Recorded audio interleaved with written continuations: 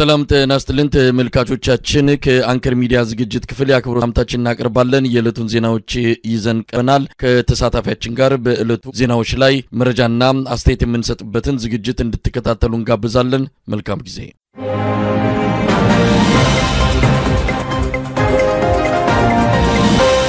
የኢትዮጵያ የጤና ባለሙያዎች የጀመሩት የሥራ ማቆም አድማ ለሁለተኛ ሳምንት የተካሄደ ይገኛል ከአገዛዙ የጤና ባለስልጣናት ጋር የሚደረገው ድርድርም ውጤት ያመጣ እንዳልሆነ ያገኘነው መረጃ ያመለክታል ድርድሩን ያካሄደ ያለው የጤና ባለሙያዎች ተወካዮች ቡድን እንደገለጸው ከሆነ እስካሁን ባለው ሁኔታ ከአገዛዙ በኩል አዎንታዊ ምላሽ እየተገኘ አይደለም በመከፋፈልና አድማውን ለማስቀረት የኃይል እርምጃ በመውሰድ ላይ ተኮረ ምላሽ እየተሰጠ እንዳለ ነው ድርድሩን ያካሄደ ያለው ቡድን የገለጸው በመሆኑም የኢትዮጵያ ጤና ባለሙያዎች በመላው ኢትዮጵያ ለተጨማሪ እርምጃ እንዲዘጋጁ በተደራዳሪ ቡድኑ በኩል መልእክት መተላለፉን ነው ያገኘነው መረጃ የሚያመለክተው ሁለተኛ ሳምንቱን በያዘው የጤና ባለሙያዎች አድማ በርካታ ሆስፒታሎች አሁንም መደበኛ አገልግሎታቸውን እየሰጡ እንዳልሆነ ለማረጋገጥ ተችሏል ዛሬ በአዲስ አበባ ያለውን ሁኔታ በተመለከተና በአጠቃላይ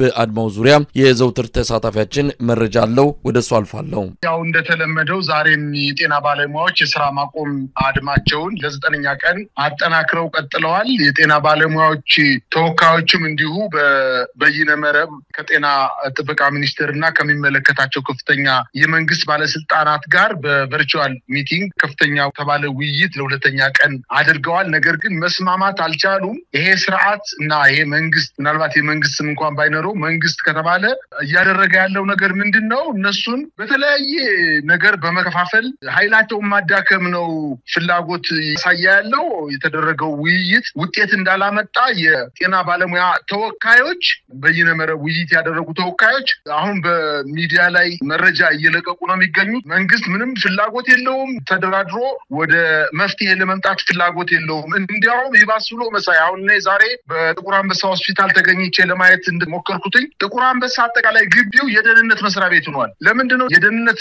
አባላቱ እዛ ተቀምጠው የእያንዳንዱን ሐኪምና የጤና ባለሙያ አድራሻ እየፈለጉ እያደኑ ያዙ ምርጫ የለህም ሁለት ምርጫ ነው ያለ ቤት ተቀምጠህ ወይንም ከዘመድ ቤት ራስክን ደብቀህ አድማ ማድረግ አትችልም መብት የለህም ሁለት ምርጫ ነው ያለ አንደኛው ተመልሰህ ወደ ህክምና ማዕከሉ ተመልሰህ ህክምና መስጠት አለዚያ ደግሞ እስር ቤት ነው ምርጫ ያያሉ ሐኪሞችን ያስፈራሯቸው ነው በጣም ብዙ ታሪኮች በሚዲያ እየወጡ ነው መሳይ የሚያሳዝኑ ታሪኮች እየወጡ ነው ሐኪሞች በጣም ችግር ላይ እንደሆኑና አንድ ቀን አንድ ቤት አንድ ቀን ከሌላ ዘመድ ቤት አንድ ቀን ከጓደኛ ቤት እየዞሩ ነው ያደሩ ያሉት መንግስት በጣም በከፍተኛ ደረጃ ክትትል ያደረገባቸው ነው ግን በአጠቃላይ በህክምና ማዕከላት ላይ ምናልባትም ከትናንትናው በጣም ጠንከር ያለ በጣም ጸጥታ የተሞላበት ነገር ግን የመንግስት ታጣቂዎችና የደህንነት አባላት በየሆስፒታሉ የሐኪሞችን አድራሻ ያያዙ የፈለጉ ለማሰር ጥረት ያደረጉና እንቅስቃሴ ያደረጉ እንደሆነ ነው የተገነዘብኩት ግን አጠቃላይ የህክምና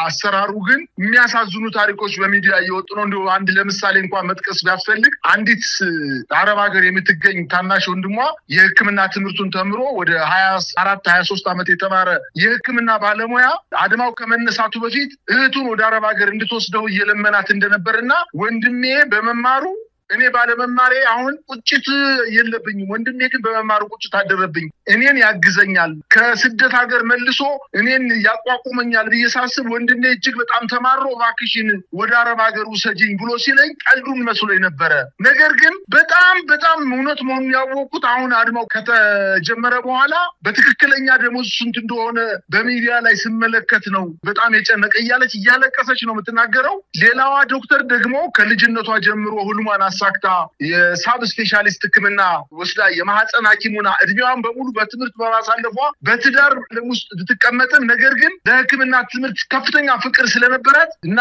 በመማሯ ምክንያት እድሜዋ በመግፋቱ ልጅ መውለድ ባለመቻሏ ከልጅም ሳልሆን ራሴንም በደሞዝ ራሴን አቋቁሜ ከቤትም ከትዳሬም ሳልሆን በጣም ቁጭት አደረብኝ ብላ በጣም የሚያሳዝን ታሪኮች በሚዲያ ላይ ይወጡ ነው በአጠቃላይ ግን መንግስት ይሄን ሁሉ ያየ እንኳን ጭካኔ እየፈጸመ ነው የሚገኘው በመጨረሻ መሳይ የዓለም አቀፍ የጤና ተቋም ዋና ዳይሬክተር ሆነው ዶክተር ቴዎድሮስ አድሃኖም የጤና ጥበቃ ሚኒስቴርን ለበርካታ ዓመት የመራ ዶክተር ነው ከዛ በኋላ ደግሞ በጣም የዓለም አቀፍ ድርጅትን ለሁለተኛ ዙር ተመርጦ በትግራይ ጦርነት ጊዜ ሕክምና ማዕከሉ ተዘጉ፣ ተደበደቡ፣ ተቃጠሉ፣ ሕክምና እየተሰጠ አይደለም እያለ በጣም በተደጋጋሚ ወጥቶ እየተናገረ የነበረ ዶክተር ዛሬ በአጠቃላይ የሕክምና እሱ ያስተማራቸው እሱ የመራቸው የሕክምና ማዕከላት ተዘግተው የኢትዮጵያ ሕዝብ በጣም በችግር ላይ ያለ ዝም በማለቱ እንዲያው ተወጥቶ አስተያየት መስጠት እንኳን ባለመቻሉ በጣም የኢትዮጵያ ሕዝብ ከፍተኛ ሀዘን ላይ እንደሆነ ብሬ መጥቀስ ፈልጋለሁ። መሳይ እንግዲህ ዶክተር ቴድሮስ አድሃኖም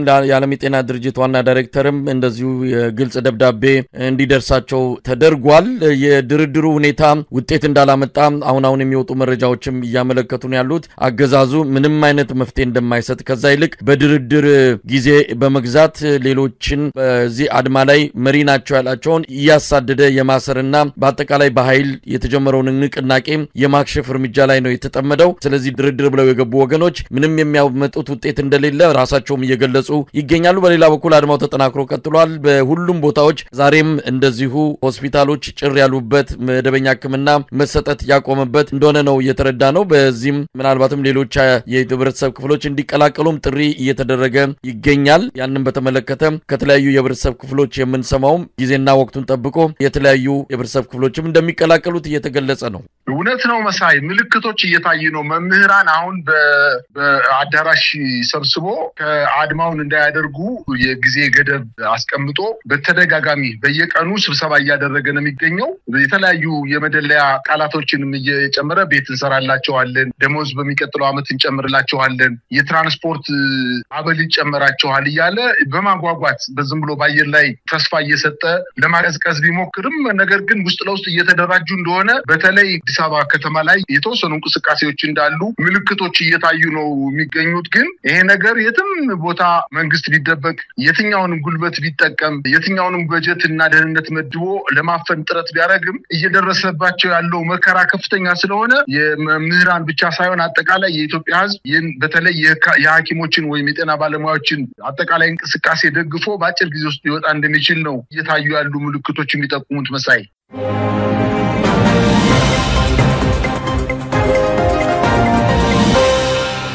የተለያዩ የአማራ ክልል አካባቢዎች የሚካሄደው የህልውና ተጋድሎ ካለፈው ሳምንት ጀምሮ በተጠናከረ ሁኔታ እየተካሄደ ይገኛል። በተለይም በጎንደር በተለያዩ ቀጠናዎች ከፍተኛ ተጋድሎ መደረጋቸውን ከቀጠናው ያገኘነው መረጃ ያመለክታል። የቋራ ዘመቻ በሚል እየተካሄደ ባለውና በአራቱም የአማራ አደረጃጀቶች በጋራ በመሰረቱት የአማራ ፋኖ ብሔራዊ ኃይል አማካይነት እየተካሄደ ያለው የህልውና ተጋድሎ በአገዛዙ ሰራዊት ላይ መጠነ ሰፊ ጉዳት ማድረሱንም ነው ያገኘነው መረጃ የሚያመለክተው። የዘውትር ተሳታፊያችን በተለይ በጎንደርና በተወሰኑ የጎጃም አካባቢዎች ያሉትን ወቅታዊ የአውደውጊያ ውሎችን በተመለከተ መረጃውን ያካፍለናል።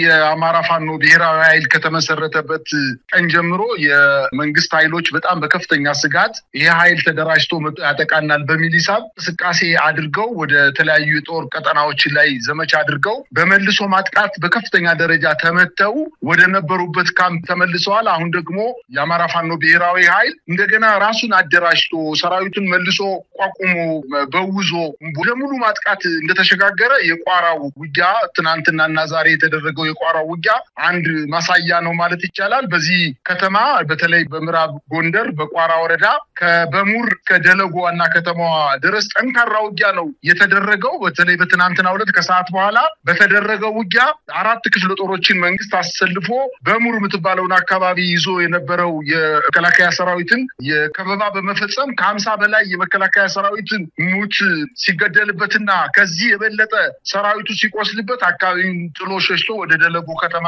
እንደሸሸና በዛው አካባቢ መሳይ ቀዝቀዝ የምትባል ከተማለች እዛው አካባቢ ላይም ከፍተኛ ጦርነት ተደርጎ እንዲሁ መከላከያ ተመቶ የተመለሰ መሆኑን ነው የደረሰኝ መረጃ የሚያሳየው።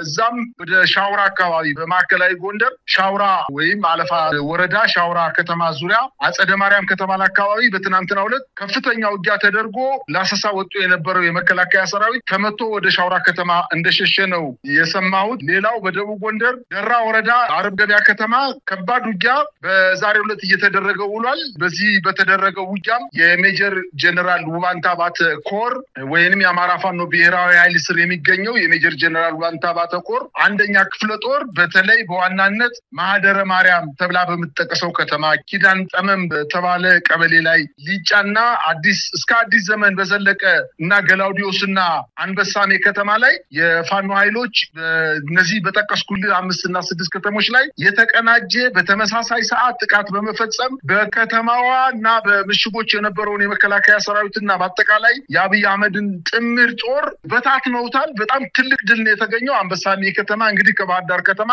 ወደ 40 ኪሎ ሜትር አካባቢ የምትርቅ ከተማ ነች። ያችን ከተማ ፋኖ በቁጥጥሩ ስር ዛሬ ከሰዓት በኋላ አውሎታል። እንግዲህ ፋኖ በተለይ ኃይሉ ከተፈጠረ በኋላ ብሔራዊ ኃይሉ ከተፈጠረ በኋላ ትልልቅ ድሎችን እያስመዘገበ ነው። በጣም የሚገርመው ደግሞ በዚህ ውጊያ ላይ የፋኖ ኃይሎች ምንም ጉዳት ሳይደርስባቸው በከፍተኛ ጥንቃቄ ጥቃት በመፈጸም ትልልቅ ድሎችን እንዳስመዘገቡ ነው የደረሰኝ መረጃ የሚያመለክተው። ሌላው እንግዲህ በሌላ ዜና በፍኖተ ሰላም አቅራቢያ ዝንድብ የምትባል ቀበሌ ላይ በተደረገው ውጊያ አሁን ከሰዓት በኋላ የደረሰኝ መረጃ ነው። ዝንድብ ቀበሌ ላይ ላሰሳ የወጣው የመከላከያ ሰራዊት አባላት ከ12 በላይ ተገድሎበት ወደ ፍኖተ ሰላም ራሱን ተበታትኖ እግራው ጭኝ ብሎ ወደ ፍኖተ ሰላም ከተማ እንደመጣ ነው የደረሰኝ መረጃ የሚያመለክተው። ሌላው እንግዲህ በወንበርማ ወረዳ በዚሁ በምዕራብ ጎጃም ማለት ነው እሁዲት ከተማ ላይ የፋኖ ኃይሎች ከባድ ጥቃት ፈጽመዋል። ከዚህ በፊት ከአንድ ወር በፊት እሁዲት በተባለች ቀበሌ ላይ የመከላከያ ሰራዊት ትልቅ ካምፕ ነበረ፣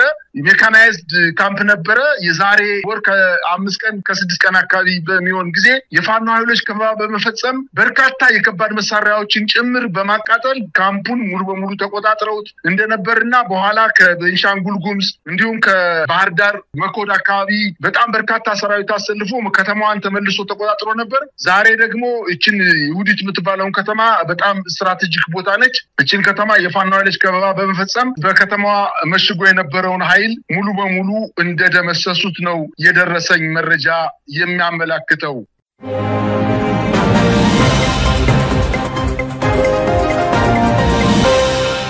በኦሮሚያ ክልል ሰሜን ሸዋ ዞን ወረጃ አርሶ አካባቢ ሰሞኑን በተፈጸመ ጥቃት ከ200 በላይ የመንግስት ታጣቂዎች መገደላቸው ተገለጸ። ከቀበሌ አመራሮች ጀምሮ የአብይ አህመድ አገዛዝ ሚሊሻዎችና የጸረ ሽምቅ ተዋጊዎች በኦሮሞ ነጻነት ሰራዊት በተፈጸመ የደፈጣ ጥቃት ነው የተገደሉት። በተደጋጋሚ በአካባቢው ባለስልጣናት እየተገደሉ መሆናቸውን በመጥቀስ በወረጃ አርሶ አካባቢ ሰሞኑን የተፈጸመው ጥቃት በአገዛዙ ፖለቲካዊና ወታደራዊ መዋቅር ላይ ከፍተኛ ኪሳራ ያደረሰ እንደሆነም ለአንከር ሚዲያ በደረሰው መረጃ ላይ ተመልክቷል። በሌላ በኩል በጋምቤላ በሙርሌ ታጣቂዎች በተፈጸመ ጥቃት 7 ኢትዮጵያውያን መገደላቸውን ያገኘነው መረጃ ያመለክታል። የሙርሌ ታጣቂዎች በተደጋጋሚ ድንበር አቋርጠው በመግባት ኢትዮጵያውያንን፣ ህፃናትን እንደዚሁም ከብቶችንና የተለያዩ ንብረቶችን በመዝረፍ ላይ እንደሆኑ ሲገለጽ መቆየቱ የሚታወስ ነው። በቅርቡም የኢትዮጵያን ሰንደቅ ዓላማ በማውረድ የባዕድ ሰንደቅ ዓላማ በኢትዮጵያ መሬት ላይ መሰቀሉን መዘገባችን ይታወሳል። በኦሮሚያ ክልል በተደጋጋሚ ሰሜን ሸዋ ላይ እየተፈጸመ ያለው ጥቃትን በተመለከተ ከዘውትር ተሳታፊያችን ጋር አጭር ቆይታ እናደርጋለን። እንግዲህ በሰሜን ሸዋ የአገዛዙ ፖለቲካዊና ወታደራዊ አመራሮች ከፍተኛ ቁጥር ያለው የጸጥታ ኃይል በተደጋጋሚ እየተመታ ይገኛል። ከዚህ በፊትም እንደዚሁ ከ100 በላይ የሚሆኑ የመንግስት ታጣቂዎች በኦሮሚያ ክልል ሰሜን ሸዋ ዞን እንደዚሁ መገደላቸው መዘገቡ የሚታወስ ነው። በዛ አካባቢ ጥቃቱ ተጠናክሮ ቀጥሏል። እንግዲህ ከአዲስ አበባ ብዙም ርቀት በሌላቸው የሰሜን ሸዋ ወረዳዎች ነው እንደዚህ አይነት ጥቃት እየተፈጸመ የሚገኘው። ምን ማለት ይቻላል? መሳይ ይህች ሀገር እኮ አሁን እየተጠበቀች ያለችው በህዝቦቹ መልካም ግንኙነት ካልሆነ በስተቀር መንግስት በተለይ ደግሞ የሀገሪቱን ዳር ድንበር የሀገሪቱን ሰላም ሊጠብቅ የሚችለው ኃይል በኦሮሚያና በአማራ ክልል ተሰማርቶ ሲቪሊያንን እየገደለ ከተማን እየዘረፈ ንብረት እየዘረፈ ሴቶችን እየደፈረ ቤት እያቃጠለ ክምር እያቃጠለ ንብረት አጠቃላይ የሚበላውን ራሱ ዘርፎ እንዲበላ መንግስት እየፈቀደለት እስኪመስል ድረስ ነው እየተንቀሳቀሰ ያለው እንጂ አሁን በዚህ ክፍል በዚህ አካባቢ ይሄን ያክል ሞተ በዛ አካባቢ ይሄን ያክል ሞተ የሚለው ራሳቸው እኮ የመከላከያ ሰራዊት በተለይ ተዋጊ ወታደሮቹ ዛሬ በድፍረት እየወጡ በፌስቡክ እና በሌሎች ሚዲያዎች ላይ እየወጡ እየተናገሩ ነው። እኛ በቃ መረረን፣ በቃ አልቻልንም፣ 4 አመት ሙሉ ምሽግ ውስጥ ተቀምጠን ከባድ ችግር ውስጥ ነው ያለነው።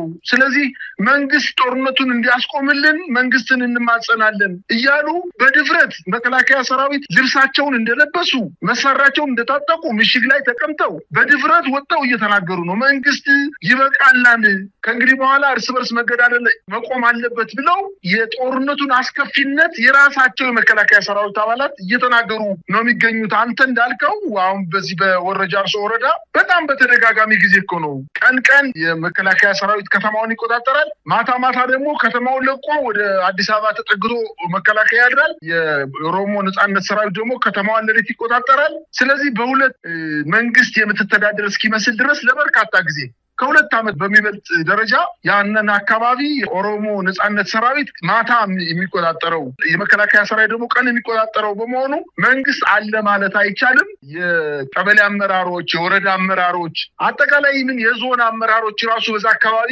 እየተመቱ እየተገደሉ እየታፈኑ ያለበት ሁኔታ ነው ያለው። መከላከያ ደግሞ ይሄንን አካባቢ ሙሉ በሙሉ መቆጣጠር አልቻለም። በአጠቃላይ የለም ማለት ይቻላል። እንግዲህ መከላከያ ሰራዊት በአማራ ክልል አጠቃላይ ሁሉንም ኮርና እዝ አሰማርቶ ሲቪሎችን እዛ አካባቢ ሰላማዊ ኗሪዎችን እየገደለ ለሁለት ዓመት እየዘለቀ እንደሆነ የአደባባይ ሚስጥር ነው። ነገር ግን የሙርሌ ጎሳ በጋምቤላ ክልል ዛሬ ብቻ ሳይሆን በመኪና እንቅስቃሴ ብቻ ሳይሆን ወረዳን ስም ቀይረው ባንዲራ የክልላቸውን የሀገራቸውን ባንዲራ የክልሉን ባንዲራ በማውረድ የኢትዮጵያን ባንዲራ በማውረድ የራሳቸውን ሀገር ባንዲራ መጠው በመስቀልና የወርቅ ማዕድን ማሽን አምጥተው አቆፍረው ወርቅ እያወጡ ወደ ሀገራቸው እየወሰዱ የዛና አካባቢ ነባር ህዝብ እየገደሉ እያሰሩ እየደበደቡ ሲከርሙ ግን የመከላከያ ሰራዊት አንድም ቀን ትምትሽ ብሎ አያውቅም እና በአጠቃላይ ሀገሪቱ ከፍተኛ የሆነ ቀውስ ውስጥ ነች። የመከላከያ ሰራዊቱ ምንም አያገባኝም ብሎ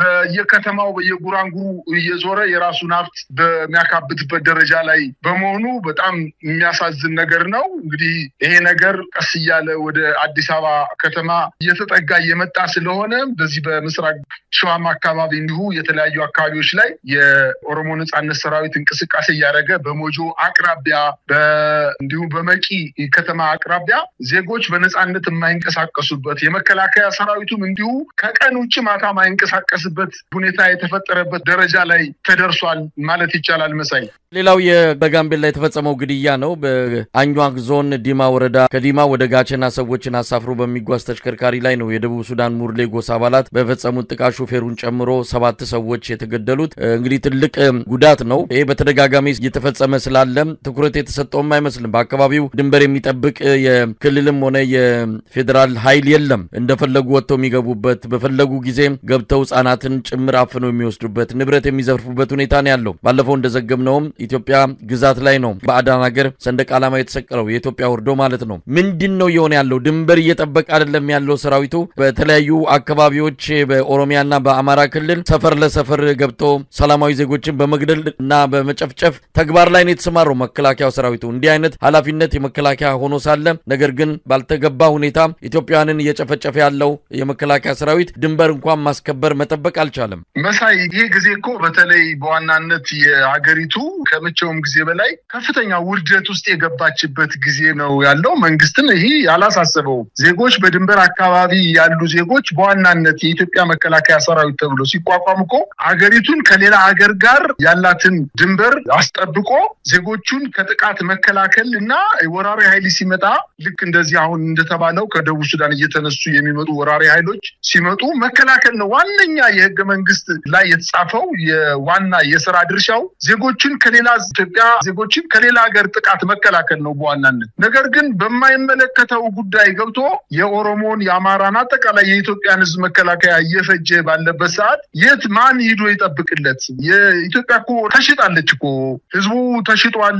እንደ ኢትዮጵያ ዜጋ አይቆጠርም። አሁን የኢትዮጵያ ዜጋ ማለት መከላከያ ሰራዊትና የመንግስት ባለስልጣናት ብቻ ናቸው። አንደኛ ደረጃ ዜጋ ናቸው። እነሱ የፈለጉትን ይገላሉ እና በአጠቃላይ የሙርሌ ጎሳዎች ኢትዮጵያን ደፍረው መጣው እንደ ጎሳ በጣም ሀገርን እንኳን ማያውቁ የጎሳ አባላት መጣው ኢትዮጵያን ድንበር 50-60 ኪሎ ሜትር ገብተው ወረዳን እስከ መቀየር ሲደርሱ መከላከያ ግን በጎጃምና በጎንደር በወሎ በሸዋ እየተልከሰከሰ ከሲቪል ጋር እየተላፋ እንደሚገኝ ነው። በሌላው የሱዳን መንግስት እንግዲህ እንደሚታወቀው ደለሎ ተብሎ ከሚጠረቀሰው ወይም በአልፋሽቃ ጀምሮ እስከ ቤንሻንጉል ጉሙዝ ድረስ ከ90 እና 100 ኪሎ ሜትር ወደ ውስጥ ጠልቆ ገብቶ ከተሞችን እየመሰረተ እርሻ ያረሰ የአካባቢውን ነባር የኢትዮጵያ ዜጎችን አባሮ ስደተኛ አድርጎ አካባቢው ሙሉ በሙሉ ተቆጣጥሮ ያረሰ ነገር ግን አሁንም እንደተለመደው የመከላከያ ሰራዊት በከተሞች ላይ ልክ እንደ ከተማ ነዋሪ ከተማ ውስጥ ገብቶ አረቂ እየጠጣ ሴት እየደፈረ ንብረት እየዘረፈ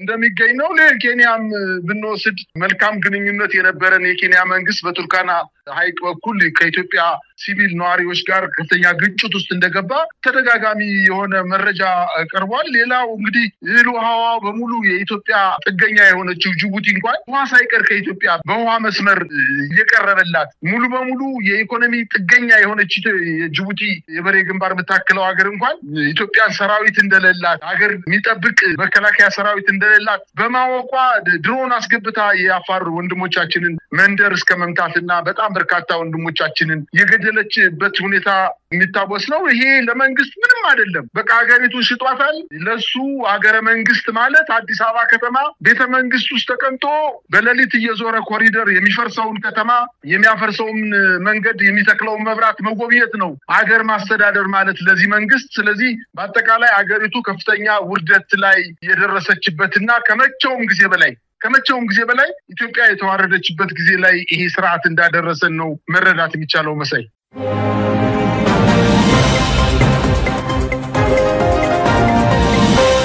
አብይ አህመድ በአውሮፓ የሚያደርገውን ጉብኝት በመቀጠል ወደ ጀርመን መግባቱ ታወቀ። በጀርመንም በተመሳሳይ ከጀርመን ባለስልጣናት ጋር እንደሚነጋገር ነው መረጃዎች የሚያመለክቱት። በተለያዩ የአውሮፓ ከተሞች ኢትዮጵያውያን በአብይ አህመድ ላይ ተቃውሞ ለማሰማት በዝግጅት ላይ እንዳሉ ይነገራል። በእንግሊዝ በትላንትናው ዕለት በአብይ አህመድ ላይ ተቃውሞ ለማሰማት የወጡ ኢትዮጵያውያን በኢትዮጵያ ኤምባሲ ፊት ለፊት የተቃውሞ ድምጻቸውን ማሰማታቸውን ነው የተመለከተው። የአብይ አህመድ ጉዞ ሚስጥራዊ እንደሆነ ነው የሚነገረው። በ7 የአውሮፓ ሀገራት ጉብኝቱን እንደሚያደርግም ነው የተገለጸው። በስካሁንም በፈረንሳይ፣ በቤልጂየም፣ በጣሊያን ጉብኝት ማድረጉ ተመልክቷል። በእንግሊዝ ያለውን ጉብኝት በማሸጋገር በቀጥታ ወደ ጀርመን ማቅናቱ ነው መረጃዎች የሚያመለክቱት። ኢትዮጵያውያን ተቃውሟቸውን እያሰሙ መሆናቸው ቀጥሏል። በተለያዩ ከተሞችም ኢትዮጵያውያን ተቃውሞ እንዲያሰሙ ጥሪ እየተደረገ ይገኛል። በሌላ በኩል የመከላከያ ሰራዊት ኤታ ማዦር ሹም ፊልድ ማርሻል ብርሃኑ ጁላ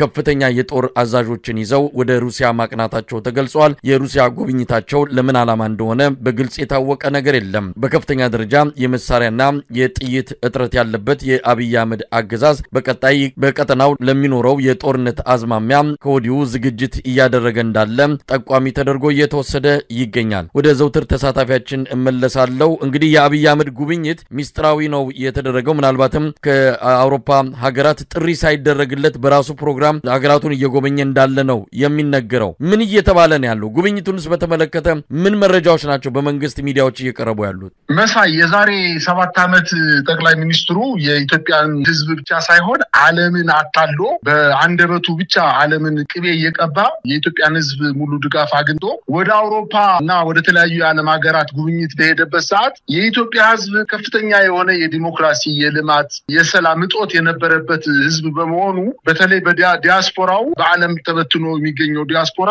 ከፍተኛ ድጋፍ ሰጥቶ በቃ ንጉሳችን አንተ በቃ እየተናገርከውን ነገር እስከተገበርክ ድረስ እኛ ከጎናችን ነን ብሎ በሄደበት ሀገር ሁሉ ከፍተኛ የሆነ ድጋፍ ሰልፍ ሲደረግለት እንደነበር ይታወቃል። ነገር ግን ያን ሁሉ ቃል ኪዳን ያን ሁሉ እምነት ረግጦ ዛሬ ለስርዓቱ የኢትዮጵያ ህዝብ ጠላት መሆን ከጀመረበት ጊዜ ጀምሮ እንግዲህ ዛሬና ትናንት ወዲያ ያደረገ ያለው ጉብኝት ራስ የምታየው ነገር ነው። አንደኛ ከአዲስ አበባ ከመውጣቱ በፊት ምንም አይነት መረጃ እንዳይወጣ ታፍኖ የወጣ መሪ ነው። መረጃውን አፍነው ነው ወደ አውሮፓ ጉብኝት ያደረገው። ይሄ የሚያሳየው በዋናነት ተቃውሞ ሊገጥመኝ ይችላል ብሎ ስላሰበና በኢትዮጵያ ህዝብ ላይ እየሰራ ያለው ኃጢያትና በደል ስለሚያቃዠው ሾልኬ ሄጄ ማግኘት የሚገባኝን ጥቅም ብቻ አግኝቼ እወጣለሁ እመለሳለሁ በሚል ነው። ይሄ ጉብኝት መሳይ እኔ የማየው ያይጥ ጉዞ ነው። በድመት እንዳትበላ የምትበላ ካብለካብ እየተሽለኮለከች የምትሄድ አይነት ጉብኝት ነው መስሎ የታየኝ። ዓላማው ምን እንደሆነ አይታወቅም። እንግዲህ መሪ በአጠቃላይ የሀገርን ወክሎ የሚሄድ መሪ በእንደዚህ አይነት በጣም መረጃው ለኢትዮጵያ ሳይታወቅ ለዓለም ሚዲያዎች ምንም ሽፋን ሳይሰጡት ጉብኝት እያደረገ ነው የሚገኘው። ዓላማው ምን እንደሆነ አይታወቅም። እንግዲህ የፈረንሳይ መንግስት ጋር በተወሰነ ደረጃ የመቀራረብ ባህሪ ያላቸው እንግዲህ ፈረንሳይ መንግስትም ከተባበሩት አረብ ኤሚሬት ጋር እንዲሁ ከፍተኛ ግንኙነት እንዳላት ነው የሚታወቀው። መጀመሪያም ፈረንሳይ የሄደበት ዋነኛ ምክንያት ተባበሩት አረብ ኤሚሬት ጋር የሚያገኘው መሳሪያ ሷም ከፈረንሳይ የምታገኘው መሳሪያ በኢትዮጵያ ህዝብ ዘንድ ለመጨቆን ምናልባትም በቀጠናው ሀገራት የሚካሄደውን የወደፊት ጦርነት ራሱን አደራጅቶ ለመንቀሳቀስ ጥረት ሊያደርግ ይችላል። ግን አላወቀም። ምዕራባውያን ለራሳቸው ጥቅም እስካልሆነ ድረስ የኢትዮጵያን መንግስት ለማጽናት 5 ሳንቲም አንድ ሲንግል ኮይን ሊሰጡት ፈቃደኛ እንደማይሆኑ ነው ታወቀው። ይሄ መንግስት በአጠቃላይ በምዕራብ ሀገሮች የሚያደርገው ጉብኝት ዋጋ ሊኖረው እንደማይችልም ከወዲሁ ቀድመን መተንበይ እንችላለን። በአጠቃላይ ግን በተለይ በለንደን የተደረገው የለንደን ፋኖች ያደረጉት ቅድመ ዝግጅት ግን በጣም ልብ የሚሞላ ነው። ከፍተኛ ኩራት ተሰምቶናል። ምናልባትም በአዲስ አበባ ከተማም እንዲሁም በኢትዮጵያ አጠቃላይ ያደረጉት ሰልፍ በከፍተኛ ሁኔታ ነው ሲከታተሉት የነበሩት። ሰውየው እንግዲህ ያስፈርቶት ይሁን ወይም የእንግሊዝ መንግስት ጋር ያለኝ ግንኙነት መልካም አይደለም ብሎ አስቦ ሊሆን ይችላል። ነገር ግን የእንግሊዝ ጉብኝቱን ሰርዞ ወደ ጀርመን እንደሄደ ነው የሰማነው መረጃ የሚያመላክተው። ግን ምዕራባውያን ኢትዮጵያ ውስጥ የሚፈጸመውን በደል አጠቃላይ በራሱ ህዝብ ላይ ድሮን እያዘነበ በከባድ መሳሪያ ህዝብን እየጨፈጨፈ ገበሬ እንዳያርስ እያደረገ ነጋዴው እንዳይነግድ ሐኪሙ በስነ ስርዓት አክሞ የኢትዮጵያን ጤና ለማሻሻል ከፍተኛ ጥረት እንዳያደርግ ሆን ብሎ እያደረገ እንደሆነ ምዕራባውያን ከኢትዮጵያ ህዝብ ያልተናነሰ መረጃ ስላላቸው ይሄን ነገር ከዚህ መንግስት ጋር ውለታ ፈጽመው ኢኮኖሚ ገዛም ይሁን የወታደራዊ ገዛ ያደርጉለታል የሚል እምነት የለኝም። ይልቁስ አሁን የጀነራሉ ወይም ፊልድ ማርሻል ብርሃኑ ጁላ ወይም ወደ ራሽያ ወታደራዊ ኃላፊዎችን ከፍተኛ ወታደራዊ መኮንኖችን ይዞ ጉብኝት ሄዷልኝ። ይሄ የሚያሳየው አጠቃላይ ይሄ ስርዓት ከፍተኛ ጭንቀት ውስጥ እንደወደቀ ነው የሚያሳየው። እንግዲህ አንድ መንግስት በግለሰብ እንኳን ብንመስለው ነጭ ጋቢ ያደረገ ነገር ግን ሱሪውን አውልቆ እርቃኑን ከወገብ በታች እርቃኑን ነጭ ጋቢ አድርጎ እንደሚዞር እና አፍረተ ቢስ የሆነ ስርዓት እንደሆነ ነው እያየን ያለነው። መፍትሄው ያለው እዚህ ኢትዮጵያ ውስጥ ነው። የጦር መሳሪያ የፈለገውን ያክል የጦር መሳሪያ ተሸክሞ ቢያመጣ በመርከብ ሙሉ ጭኖ ቢያመጣ የኢትዮጵያን ህዝብ ከእንግዲህ በኋላ ልብ መግዛትም ሳይሆን ማሸነፍም አይችልም። ምክንያቱም ያደረገውን ያውቀዋል። የኢትዮጵያ ህዝብ የተደረገበትን ያውቀዋል። ስለዚህ ይሄ ከቂም በላይ የሆነ ደረጃ ላይ የደረሰ ህዝብ በመሆኑ ከእንግዲህ በኋላ ወርቅ ሊያነጥፍለትም እንኳን ለኢትዮጵያ ህዝብ የኢትዮጵያ ህዝብ ለዚህ ስርዓት ልቡን እንደማይሰጥ ራሳቸው ጠንቅቀው ያውቁታል። ግን ቅዠት ላይ ናቸው። በአሁኑ ሰዓት በዓለም ተበትነው ልመና ላይ ናቸው። እችን ሀገር አዋርደዋል። ገንዘባቸው አልቋል። ተተኳሻቸው አልቋል። አንዳንዴም የዛሬ 8 እና 7 ወር እኮ በሶስት ሙሉ መርከብ ከሌላ ሀገር ገዝቶ ሲያመጣ የነበረው መሳሪያ ኤርትራ በጣም በከፍተኛ ክትትልና ጥንቃቄ ሙሉውን 3ቱን መርከብ ተተኳሽ አፍናን ያስቀረችበት ይሄ ይታወቃል። መንግስትም በዋናነት ከኤርትራ መንግስት ጋር ግጭት ውስጥ የገባው ከዛን ጊዜ በኋላ ነው። ስለዚህ ይሄ መንግስት የኤርትራንም የጎረቤት ሀገሮችንም ሌሎችንም ወደ ጦርነት ሊገባ ከሆነ ማሸነፍ አይችልም። እዚህ ሀገር ውስጥ ያሉ ገና ምንም ትጥቅና ስንቅ የሌላቸውን እንኳን ማሸነፍ ያልቻለ ስርዓት እንደ ሀገር ቁማ ራሷን እና ዜጎቿን አስታጥቃ ያለችን ሀገር እወጋለሁ ወደብ አገኛለሁ ብሎ በቀቢጠ ተስፋ የሚንቀሳቀስ ሀገር ከአውሮፓ ህዝብም አጠቃላይ ከአውሮፓ መንግስትም ዓላማና አጠቃላይ መንግስት የዲሞክራሲያዊ ስርዓት የሚካሄድበት ሀገር ላይ እንደዚህ አይነት ወርሬ ወደብ ይዛለሁ ምናምን ቢል የአውሮፓ መንግስታትም ይሄን እንደማይፈቅዱለት ነው። ሰውየው ግን በጣም አጭበርባሪ ውሸታም መሆኑን የተረዱት ይመስለኛል። ጉብኝቱም ኦፊሻል የሆነ ጉብኝትም አይደለም። ተደብቆ ይገባል፣ ተደብቆ ይወጣል። ይሄን ነው እያደረገ ያለው። በአጠቃላይ ግን ጥይት ሊያመጣ ይችላል። ምናልባት ጀነራሉ ከሄደበት አካባቢ ተተኳሽ ገዝቶ ሊያመጣ ይችላል። ነጋዴዎች ናቸው፣ ሊሸጡለት ይችላሉ። ነገር ግን ይዞት የመጣውን ጥይት ፋኖ እየቀማ ነው እየታጠቀበት ያለው። የዛሬ ዓመት እኮ ፋኖ ድሽቃና ሞርተር አልነበረውም እኮ በክላሽና በቁመ ጠብቀኝ እኮ ነው አሁን እስከ አፍንጫው ድረስ ሞርተርና ድሽቃ ስናይፐርና ብሬን የታጠቀው። ስለዚህ ቢያመጣው መልሶ የሚቀማው ስለሆነ ሰራዊቱ ሰልችቷል፣ ደክሟል። በቃ መሞት አይፈልግም። እየኖረበት ያለውን እንትን በጣም ጠልቶታልኝ። ስለዚህ የፈለገውን ያክል ትጥቅና ስንቅ ቢያመጣም ከእንግዲህ በኋላ በኢትዮጵያ ህዝብ ዘንድ የወደቀ ስርዓት መሆኑን ነው ማየት የሚቻለው። መሳይ